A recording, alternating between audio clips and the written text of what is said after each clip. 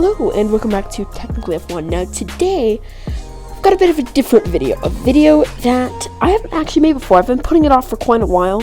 I want to do it justice. So today we're going to be learning about, or you really will be, Kimi Raikkonen, and why I consider him to be the greatest, or one of the greatest of all times. And although I know many people will say, oh, that's Michael Schumacher's job, or oh, that's Lewis Hamilton's job, I don't think people really give Kimi enough credit for how great he is. So I'm going to go year by year, and I'm going to go through Kimi's entire career. Let's start with his starting in Formula 1, which was in 2001 with Sauber. This was pretty good. Everybody expected Kimi to be quite bad. In fact, people were trying to boycott him.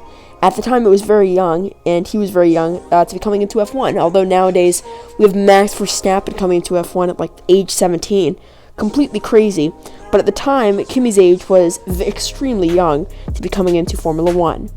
2002, because of his great performances in 2001, he got a drive at McLaren. Ron Dennis saw what sort of a great driver he would be, and he picked him up. And what a good move that was, because in 2002, he picked up his first podiums, and he had a very, very strong season. In fact, his first podium was the first race of 2002, meaning the second he got in a competitive car, he could impress.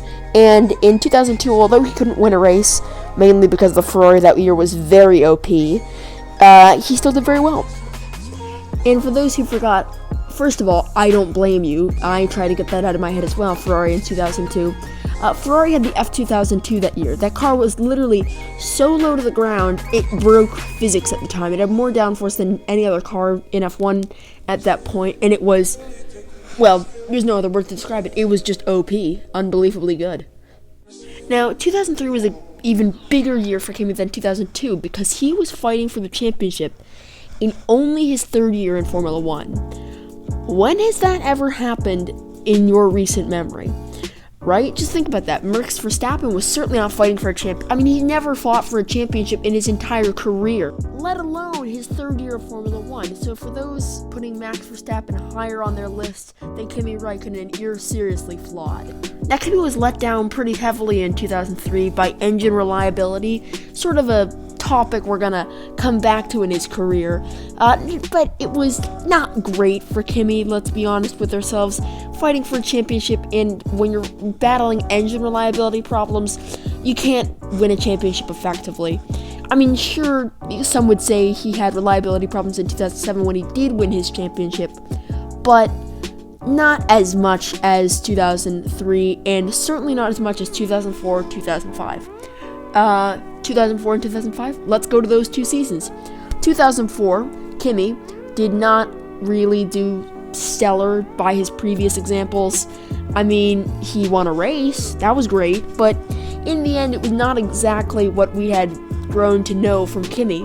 The main reason was the fact that the car that they were driving that year, the MP4-18, was aerodynamically unstable. Adrian Newey, the designer, knew it. He knew the problem, but McLaren politics didn't allow him to fix it, which meant Kimi was stuck with a car that he didn't like, and the team really didn't like. So it was problematic throughout most of the season. No matter, though, Kimi still was able to win a race, and that is what's so impressive about Kimi. No matter what sort of a situation you put him in, he can still win a race. Now, his next season in Formula 1, he was in a car that should have won the championship.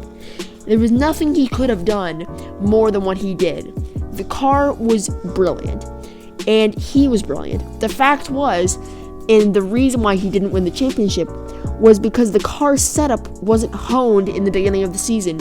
Adrian Newey knew it. He was the designer of it. It was a brilliant car. Over the course of the season, at all but one race, the designer of it, Adrian Newey, had said, it was faster than the championship-winning Renault, meaning that the only thing that wasn't right about it was the in-race setup. It's so painful for somebody like Kimi to be hampered by things like that, and of course, his one big DNF at the German Grand Prix where his tire failed. Sorry, Kimi. 2006 was not a great year for Kimi, but it was less about Kimi's own shortcomings, it was more about the car's shortcomings. Adrian Newey had left the team at this point, who was their great car designer, and Kimi knew that they could struggle that year, and they did. The Mercedes engine was really, really, really crap. as well as the fact that it was completely unreliable. So it caught on fire at the Monaco Grand Prix. It caught on fire at multiple races. It was an engine that literally couldn't stay reliable even when it seemed to be working fine. I cannot say enough about how bad that engine was. But in 2007, it all changed. Kimi left McLaren for Ferrari. Now, to show you how serious this was, Michael Schumacher had been kicked to the curb by the head of Ferrari to let Kimi in the team. That is how crazy this was at the time. It is still crazy to think that Michael Schumacher had to be removed from the team, essentially, for Kimi to come into the team. Unbelievable, but it shows you how much Ferrari respected and still respects Kimi's unbelievably high talent level in Formula 1. Now, back to 2007, he was driving on tires that he didn't like. He was driving a car that he hadn't acclimated to well. What did he do? He won the championship. Yep, that's right. On the new Bridgestone tires that he didn't like all that much, he was still able to pull a championship from a car he wasn't so sure about. That is insane. How many drivers can do that and work through a car they're not so sure about? That being said, though, this is Kimi. There aren't many drivers like Kimi. But 2008 was a little bit different. It was not as good for our friend Kimi because there were a couple of things that worked against him, mainly luck.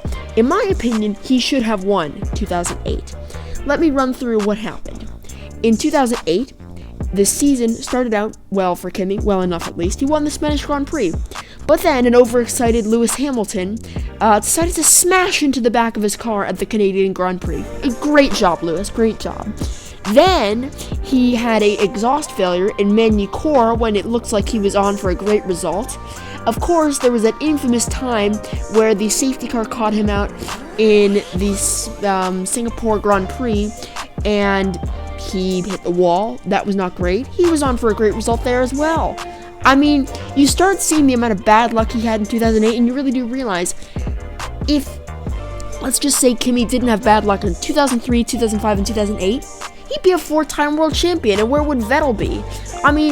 If Kimi had the same amount of championships as Vettel, I think the world would see him differently. And yet, simply because of bad luck, the world does not see Kimi the way they should. Now, Kimi had a meh 2009. The Ferrari was one of the worst cars they've ever made in recent history. Just terrible. He still managed to win a race, though. But by the end of the season, he was told that he was not going to be with the team for the next year. The reason? Fernando Alonso. Now, I rate Kimi a lot higher in my books than Fernando. And although some would say that's harsh, I say no. Kimi has clearly shown that he is better than Fernando Alonso, and the reason he's lost championships to him is simply reliability. That is not a reason that Kimi is worse than Fernando Alonso. Reliability cannot be classed as a reason why a driver is worse than another driver. So he came back to the sport in 2012, and over the course of 2 years, 2012 and 2013, he was with Lotus. And at Lotus, he got 2 wins, many podiums, and beat cars like Mercedes. I want to remind you something. Lotus was on a shoestring budget. Mercedes had the entire fighting force of Mercedes, the car company, behind them. Kimi was essentially performing miracles at this point.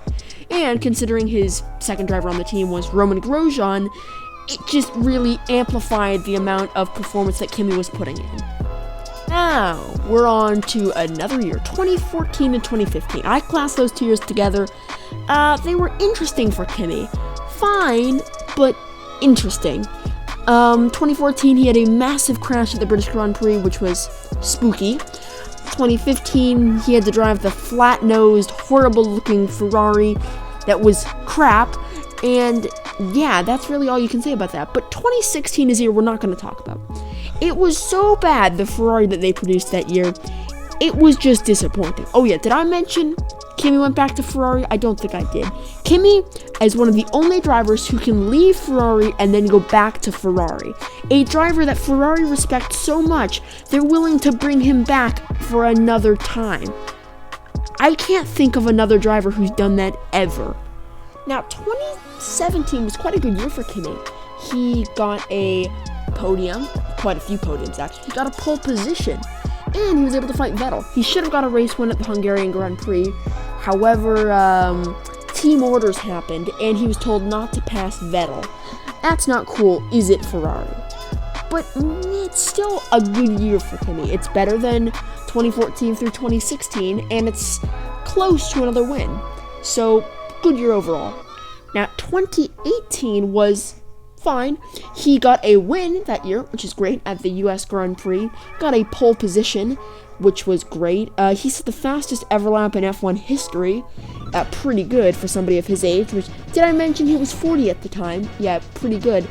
Also, he is the oldest F1 driver in F1's history at this point, so, good job, Kimi. And, yeah, that was a pretty good year for Kimi, must say. Now, 2019 and 2020, I sort of grouped together. He drove for the same team in each year, and he did pretty similar things. He outperformed a car that was not great. Yes, he was driving a new car, no longer with Ferrari. He was replaced by Charles Leclerc. A decision that I don't really respect. I don't respect that driver decision at Ferrari, but you know what? I'll let them do what they want with their drivers. So he went to Alfa Romeo, and he started outperforming the other driver at the team. His name is Antonio Giovinazzi. Somebody that was supposed to be a Ferrari protege, except that didn't really work out like that, and Antonio was pretty comprehensively beaten by Kimi over the course of the 2 seasons they've been together. And not only that, Kimi has done such a good job that he's going to stay with Alfa Romeo for another year in 2021. This just proves Kimi's versatility over all the eras of Formula 1.